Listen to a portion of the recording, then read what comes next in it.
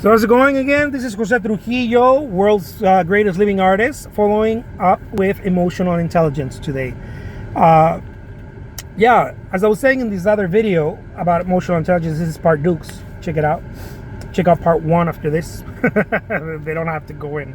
I just got more to say, guys. That's all. But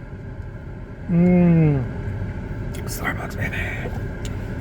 What does emotional intelligence have anything to do with being an artist? Here, this is the thing. I believe that being an artist, a full-time artist, an artist that creates artwork as a business, that is beyond just painting for myself. That now you're trying to mold this vision and share it with the world, right? Not just create it and hope that maybe you Van Gogh your way through it, right? Someone's gonna find it after you die. That's very romantic and nice. That's not my gig. I want to work at the museums while I'm still alive.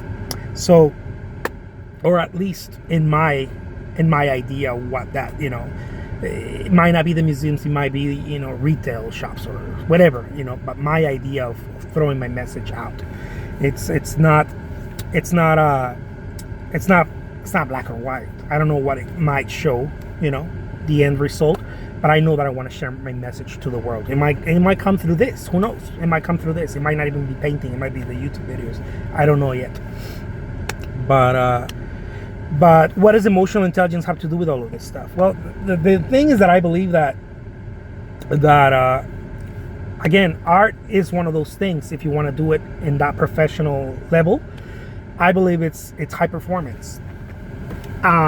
If you don't think it's high performance, I think you might be a bit confused as to what art is today. Like creating art, sharing it to the world, and I mean in a big way, right?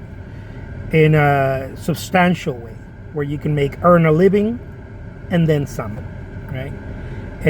When I mean some, is you get to share it with the world in a big way.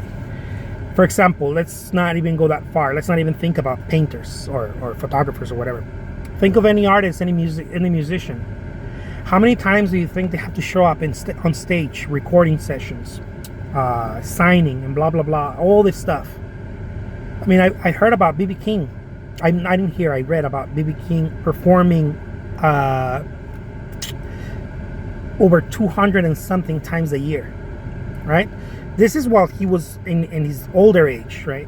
This man was older when he was doing this, and he said, I think it's every other day and sometimes twice a day. Now you're talking about. I remember I was a musician. Sometimes I didn't even want to show up to practice once a week, and I loved music and I loved the idea of me being a rock star. I love that idea, but I didn't love it enough to pay the price. Again, this is where the emotional intelligence comes in. How much are you willing to give in exchange for that vision? For you to share your voice, your mission. It's a mission, but it's your vision of the artwork, right? Your art, whether it's music, painting, sculpture, photography, it doesn't matter. It requires a high level. I believe it requires a high level of emotional intelligence, a very, very high level.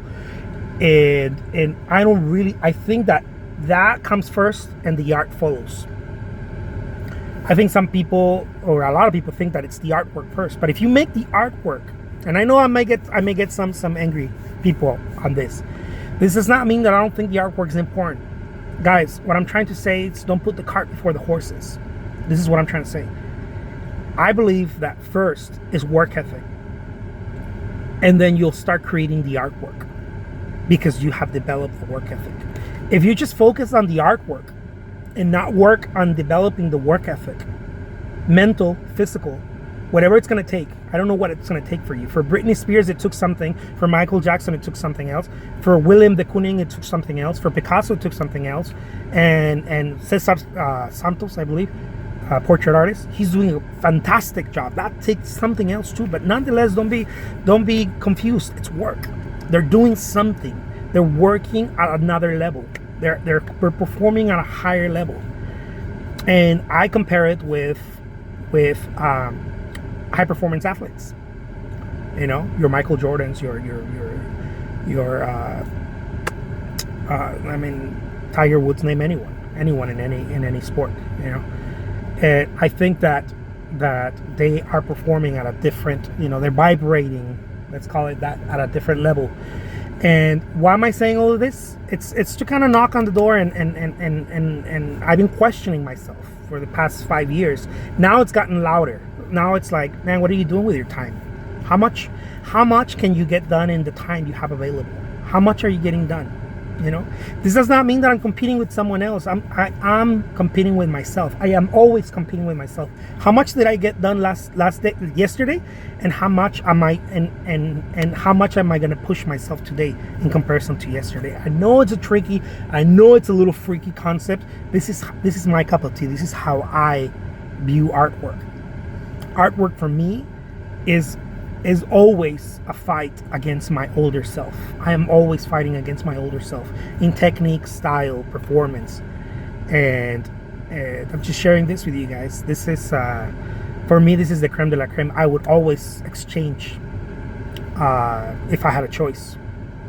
I'd much rather have high emotional intelligence than just focus on art. I mean, you want both, right? I would have both. But if I get to choose one, I'd much rather have a high level of emotional intelligence and character, high level of character. For example, don't you think of any artist, Ariana Grande, or any artist, whoever you like, whoever you like. I love the band Muse. How many times do they perform and they don't feel like performing that day? And they have to do that hundreds of times throughout the year. So I'll leave you with that. My name is Jose Trujillo. I'm a fine art artist. I'm actually the world's greatest living artist, to be exact. And I hope you guys enjoyed this video. Take care. Bye-bye.